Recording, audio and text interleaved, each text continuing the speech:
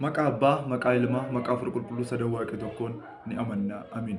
Dhugumatti miseensonni waldaa du'aa ka'umsaa ijoolleen barattoonni dilbataa biyya keessa jirtan obboloonni keenya abbaan keenya hundumti keessaniyyuu ulfaadhaa galatoomaa kabajamaa isiniin jenna. Sababni isaa maalidhaa naan jechuu dandeessu. Egaa waldaan Hafuurawaa du'aa ka'umsaa gooftaa keenya Iyyasuus Kiristoos erga hundeeffamee ji'a 5 fixaa jira. Hundeeffama isaa ji'a 5 keessatti garuu koorsii 6ffaa irra ga'ee jira. Tokko koorsii 6ffaa gaafa jennu torbanitti guyyaa 3 koorsii barsiisuutiin, torbanitti guyyaa 2 barnoota wangeelaatiin, torbanitti guyyaa 1 gaaffiif deebiitiin, torbanitti guyyaa 1 sagantaa obboloota keenya shamarraniif kennuufiitiin hojii boonsaa hojjechaa jira jechuudha. Miseensota dachaan dabalaa jira. Faarfattoonni, diyaaqonoonni, barsiisonni wangeelaa, luboonni gara waldichaa dhufanii wajjin tajaajilaa jiru jechuudha. Hundee isaallee gadi fagaateetu jira jechuudha. Sa'aatii kanatti gadi fagaatee jira. Egaa kan na gammachiise inni tokko maalidha? Waldaan Hafuurawaa du'aa ka'umsaa gooftaa keenya Iyyasuus Kiristoos Ortodoksii Tawaahidoo wanta inni hojjete keessaa tokko akkuma gooftaan keenya Iyyasuus Kiristoos beela na baastaniittu dheebuu na baastaniittu jedhee gaaffii inni nu gaafatu sana. Kanaaf nutillee gaaffii sanaaf deebii qopheeffachuun dirqama keenya. Kanaaf isa beela baafnee, isa dheebote dheebuu baafnee, isaan waliin nyaannee dhugnee ayyaana gammannee waliin ooludha jechuudha. Kanaanis milkoofnee jirra jechuun fulbaana lama warreen harka qal'eessa wajjin isa beela ibsa dheebote waliin beela baasnee kan dheebote dheebuu baafneetu ayyaana keenya waliin kabajnee jirra jechuudha. Akka inni namatti tolu isa beela wajjin nyaattee hin beela'in gaafa jedhamtu, isa dheebote waliin nyaattee hin dheebotiin gaafa jedhamtu akkam akkan sitti tolu ilaala. Inni kan biraanii inni kun sunan gahu jedhee maal godhee jira? Sagantaa guddaa guyyaa 3dhaaf turu qopheessee jira. Eessa?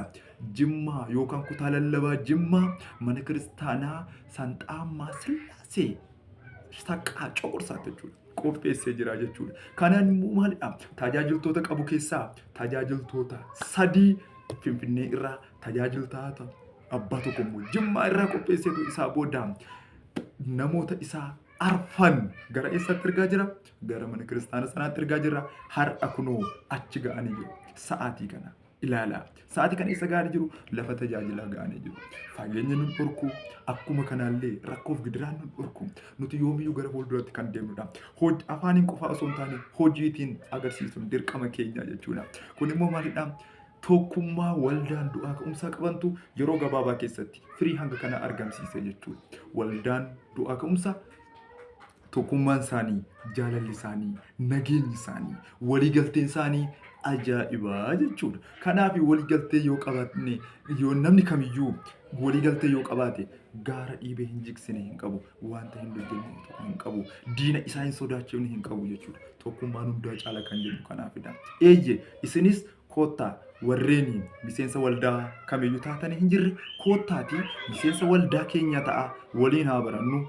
Waliin haa tajaajillu, waliin wanta gaarii haa hojjennu isin jenna. Maaliif waldaa tokko qabattanii yoo teessan hojii guddaa hojjechuu dandeessu. Garuu maalidha? As lixxanii baatu yoo ta'e, lafa sibbaa utaalchaa ooltu yoo ta'e faayidaa buustan tokko iyyuu hin qabdan. Gara as yoo quftan garuu bu'aan isin argattan bu'aa guddaa tokko galaa lubbuu keessanii qopheeffattu. Lammaffaa beela baastu, dheebotaa dheebuu baastu. Sadaffaa tajaajilaa bakka barbaadde tajaajiltu. Arfaffaa adda kan godhu waldaan du'aa ka'umsaa bakka itti dargaggoonni keenya kennaa isaanii barbaadaniitti argatanidha. Kennaa isaanii gaafa hundi keenya gaafa dhalli kennaa mataa keenya qabna. Kennaan sunis maal? Tokko kennaan nuti qabnu faaruu ta'uu danda'a. Akkuma kana barnoota ta'uu danda'a, walaloo ta'uu danda'a, diraamaa ta'uu danda'a. Hojiiwwan adda addaatiin kennaa ni qabna. Koottaa waliin taanee haa tajaajillu. Waldaan du'aa ka'umsaa abbaa mul'ata fagoo ta'uusaa sammuu keessan keessaa hin balleessina. Waldaa du'aa ka'umsaa maatii jaalala.